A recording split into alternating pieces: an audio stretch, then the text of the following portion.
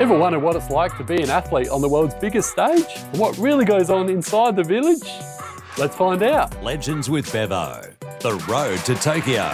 Thanks to Anytime Fitness Glenelg. Renelec Electrical Services. Welcome to Legends with Bevo, the road to Tokyo, Facebook Live for the very first time. And what a pleasure it is to be joined by Adelaide's own Rachel Bugg, 2012 Olympic diver. Buggy, great to have you on for a chat. Thank you for having me. It's a pleasure to be here.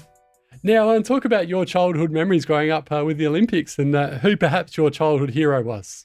Well, I think growing up I was very sports orientated, but not so much Olympic orientated. I didn't really watch much television, didn't really understand what it was, and I just did my own thing. But it wasn't until I actually started diving that I really started looking up to people and having idols of sport. And so naturally they were divers. It was Ludi Talkie, now Wiggins, and Matt Helm. They were probably the two people I really looked up to when I was younger.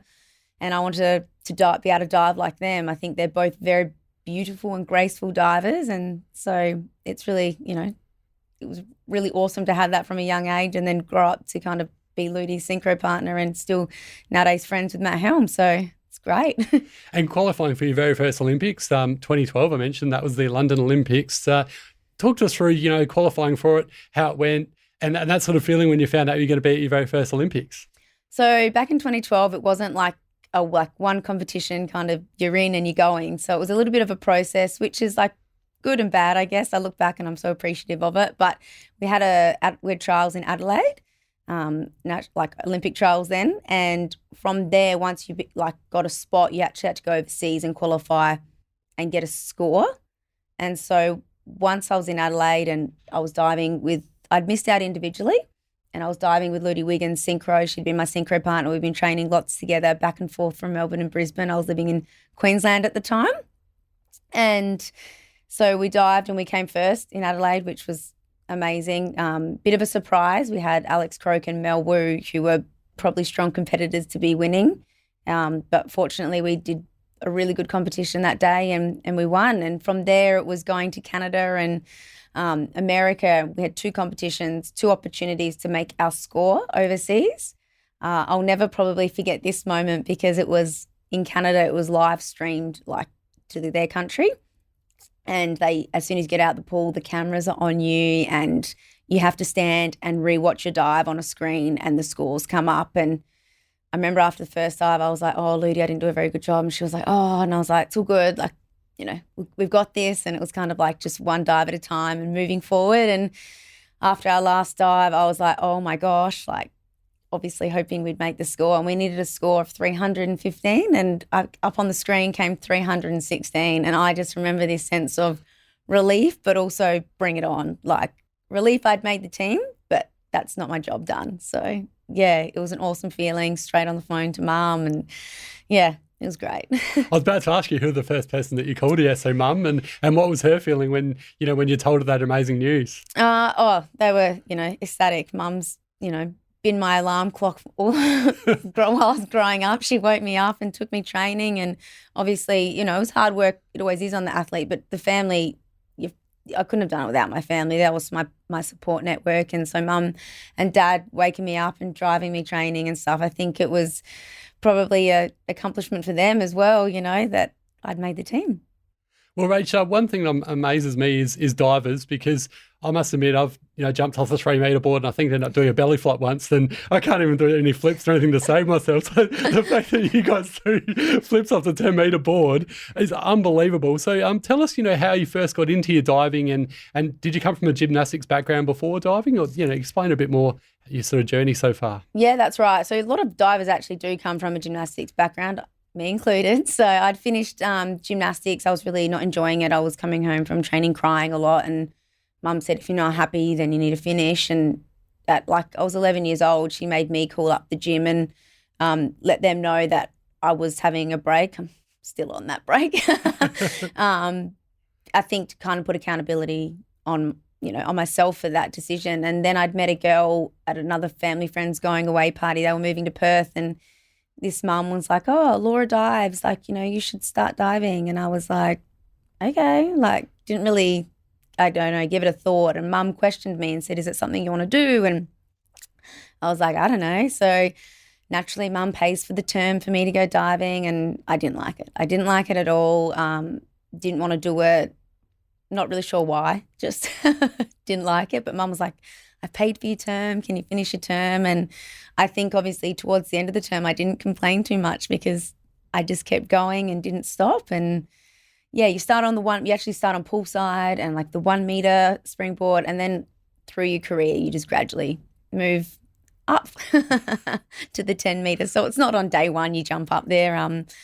To be honest, I've been retired 7 years and I still think I'm not quite sure how I did it now. So, but yeah, I loved it. I still do love diving. It's always going to be in my blood. So, did the adrenaline sort of come in when you first got to that 10 meter platform and thought, oh my goodness, I'm so high? Because I get scared of heights at the 3 meter, let alone the 10 meter. I'm still scared of heights, to be honest. And if I physically just like feet first jump off, I don't like it at all. I hate that feeling of my stomach going.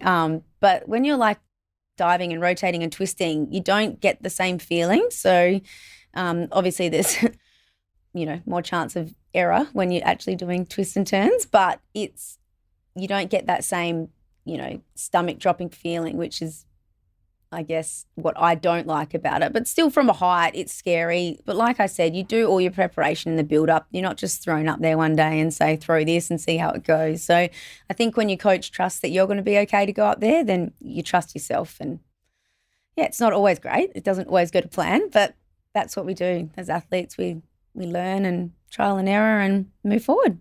And you spoke about qualifying for London. Tell us about the training leading up to the London Olympics after you qualified, the lead up going towards London, and then what happened there and what that sort of feeling was like. I was living in Queensland at the time, so I wasn't with my family in South Australia, but I don't think much really changed in between the trials and the games, except for I was now on the team officially. And so it was still repetition, training with Ludi. I was flying to Melbourne a lot. I think that was really taxing on me mentally and physically, to be honest, probably more than I realised at the time. Ludi lived in Melbourne. She had a 1-year-old baby.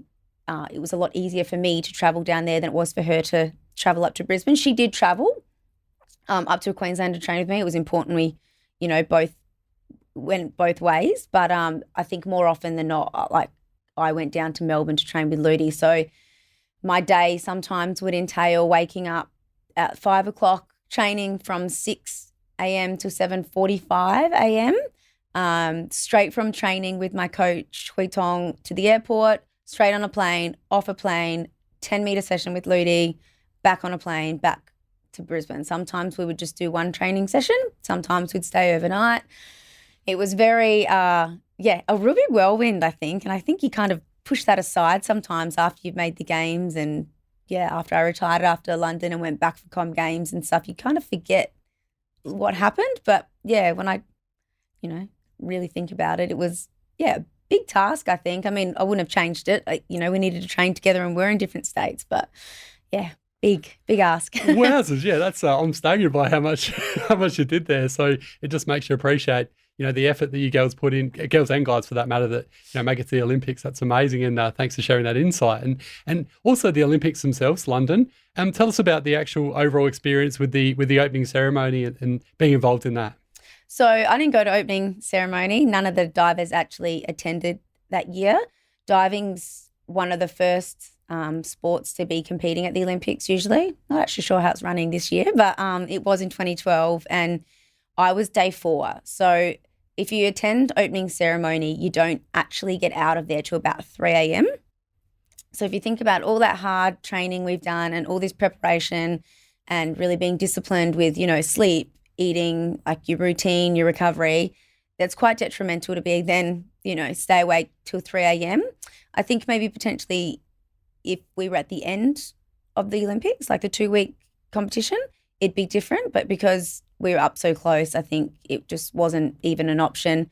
I believe it was chosen for us by our manager that no divers were attending, but if I had been given the individual decision, I would have chose not to go. So I was also injured. I was looking after a neck injury in the lead up to London. I had my neck taped throughout my competition. But I I was really nursing that, and being on my feet or sitting in not the correct position for hours on end waiting for a march out for opening ceremony was just not an option for me. Is that disappointing though, the fact you weren't involved? Oh, absolutely. If you could have the best of both worlds, it'd be unreal. But you're there to do a job. You're there to compete. And if I was there to, if I'd marched opening ceremony, I could potentially have not competed at the games. Like I could have injured myself more. I could have really put myself out. I wouldn't have been in my peak physical condition because of my sleep and nutrition. So, it's easy to say you'd probably be disappointed, but I was there to compete and I got to do that. So I definitely can't be sad about it. And Rach, I've heard some very interesting stories about inside the village, from 9 Maccas at Atlanta to water bomb fights and that sort of thing. What was your experience like with the Olympic Village?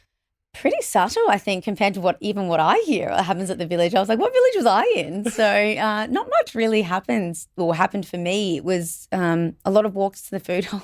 The food hall, I think that was my favourite place, eating. But a lot of the time we were just at the pool, or I was in my room, just resting, getting ready for next training. It was all, pretty on the down low. After I finished competing, I had a week and a half. I think this is where the whirlwind comes in, and I forget a lot about what happens at the Olympics, because my mum told me that she had breast cancer and she was supposed to be in London for 16 days and she was there for 5. She watched me compete and flew straight home to have surgery. I turned into a mess, naturally. I didn't know what was going to happen to my mum, if she was going to live, if she was going to die. I didn't know the severity. It was just I'd been on the high of my life and I'd come down to earth real quick. So I went out to dinner with lots of friends that had finished competing and their families that were over there, and everyone kind of took me under their wing, and that was really good for me, I think, as a distraction. I said to Mum, I'll come straight home, and she said, you can't do anything, nothing's going to happen to me quickly. I just need to go get surgery. And so I stayed over there and, got to support my teammates, which was pretty important. And I feel very, honoured that I got to be there and watch my mates, technically, they're teammates, but they're also friends. I got to watch them compete, so that was pretty cool. That's wonderful. And Rach, obviously we've seen the last 12 months has been a horrendous situation for everyone around the world with the COVID and the postponing of the Olympics. How would have you dealt with it personally as an athlete, knowing that the Olympics is going to be postponed for another 12 months? I think the athletes that are going to Tokyo are phenomenal. I think their strength and their mental strength is unreal. I don't think I would have coped very well. I don't even know if I would have stayed the extra year. It's hard to know, and very dependent, I guess, on where you are in your career. If it's, early stages and it's going to be, first Olympics, or if it's, your third or fourth Olympics you're going for. But I live with one of the the divers at the moment, and I was just honestly so proud of how she came into the trials last week for diving. She is the most headstrong person I've met, and she has been so strong and willpowered through this whole COVID, extra year of training. And I don't know if I could have done it. A year does go past really quick when we're just talking about life, and they probably look now, hindsight, it's probably gone quick. But the stuff they had to do, training at home, that's just extra discipline is just unreal, and I praise all the athletes that are going to Tokyo. So, well, we should mention that particular athlete, your friend, Annabelle Smith. She's a lovely girl. I interviewed her last year, and what an amazing privilege it would have been, because you were involved with the commentary last week up at the Sydney Trials for diving, and so you actually saw Annabelle qualify for the Olympics. Tell us about that particular moment. Very exciting. Once again, it's not quite like swimming. When you touch the wall first, you're guaranteed a spot. There is a selection process, so they had to go through first and second pretty much. It gives you a very good, there was no reason for her to not go through, but still it's just not a guarantee as soon as they are ranked first and second. But being over there and being able to be there for her was unreal. Unfortunately, her mum couldn't go over and watch her compete because she's in Victoria, living in Melbourne. Her dad had happened to be staying in Queensland, and when the lockdown happened, he stayed up there so he could come to Sydney and watch her. But she's like my family as well. So to be able to be there for her and watch her qualify for her third Olympic Games and her first individual was just unreal. And your first ever commentary experience as well with 7 Plus. Talk to us through that and how you enjoyed that experience. That was really awesome. So a diver who is, or a former diver who is now the manager, the comms manager and media manager for Diving Australia, asked if it was something I'd be interested in. And I was like, yeah, sure. Like, didn't really quite know what I was getting myself into. Never done any commentary before. Was going to be doing it with another former diver who has done lots of commentary, and I thought that's going to be good. We can bounce, I can bounce off him. He's really experienced. But unfortunately, he lives in Victoria and they were in lockdown. So it was actually me and Matthew Barnard, who is the manager of media and communications for Diving Australia. And I think going in, I also did it with Georgia Shee, and she was on pool deck for us. So Matt and I did the diving of the competitions, and Georgia did the post-comp interviews on pool deck. So there was a little team of our 3. None of us had ever worked together in, that kind of setting. We've all dived together. All of us, I think, went in there relatively nervous. I sure was, because I love my sport, and, there's been amazing commentators I always hear, and, I kind of wanted to do our sport proud and do the best I could. And I felt very honoured that I was asked, and I enjoyed every minute of it, and, would love to do it again one day. And, it was a great 2 days. Got to watch all my mates compete and got to commentate and be part of that great atmosphere. Well, fingers crossed, I'm sure you will get another opportunity because you're a gun, Rach. So. Thanks, Bevo. Hope so. And obviously this year, the locals are not too happy about the Tokyo Olympics going ahead. I think I heard the other day 80% of the locals don't want it to happen. There's talk about having small crowds or having no crowds whatsoever. How have you dealt with it, knowing that the crowd's such a big part of the Olympic Games, and, when you're competing with your diving and the crowd being so influential to you, how have you gone without the crowd? To be honest, I think it's going to be a really weird Olympics that there's probably not going to be any crowd, which is a good thing because it's safety of our athletes as well. I wouldn't want a crowd if I had a choice in in these circumstances. Marching out, the crowd was wild. It's really loud. You can hear people supporting you. I'd have no idea where my mum and dad and sister were in the crowd, but I knew they were. But at the end of the day, I think we have competitions, on a state level, which are obviously really small compared to Olympics, but that are not heaps people present. And I think you just kind of get used to that as well. So I think regardless of crowd, no crowd, I think you just go in and you just know what you got to do. I don't thrive on the crowd too much. You can hear them, but I'm still in my own zone. So I'm hoping that's what the other athlete's going to be doing. And life after diving, a couple of years ago, you're involved with the Fringe, Rach. Are you still involved with the acrobatic sort of side of things, or what's life going forwards for you? Not so much. I've just taken a break from aerial silks. I did do Fringe a couple of years ago. It was awesome, really fun to perform as opposed to compete. But training's a little bit full on at the moment. My fiance's got a broken leg, and I'm just kind of looking after him and doing all that. Work's pretty busy, which I love.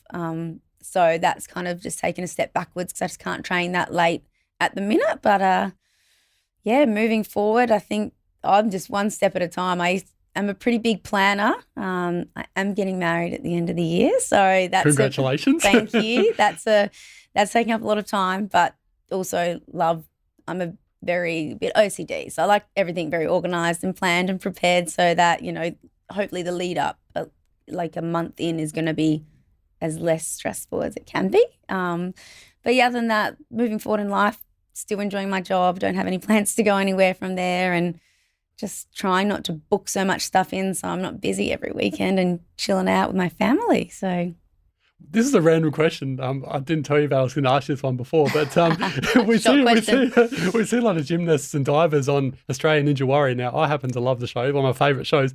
Would you ever compete on that? No.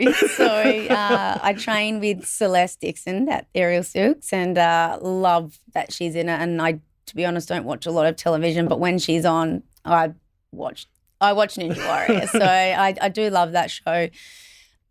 It doesn't interest me mainly because the competitive factor anymore. I did my competitive sport. I just don't have that drive in me the same way that I do. I probably do, and I don't want to train that hard anymore. I don't want to train 6 or 7 days a week. I want to, I'd rather do a sport for fitness and enjoyment and socializing usually right now, as opposed to, you know, I see how hard Celeste trains to be where she is on that show, which is awesome. And I'm good on her. I'm very proud of her, but it's not something I don't think I could do. So. Yes, we wish Celeste all the very best. She's a lovely girl. And of course, Nathan as well. He's a good fella. So yeah, there's a few Southlers involved in that one. So yeah, well, Rachel Bugg, thanks so much for joining us today on Legends of Bevo, the Road to Tokyo. It's been a real pleasure. We've chatted before in the past, and it's always good fun getting you on. It's always a pleasure to be here. Happy to come back anytime. Thanks, Bevo. Thanks so much.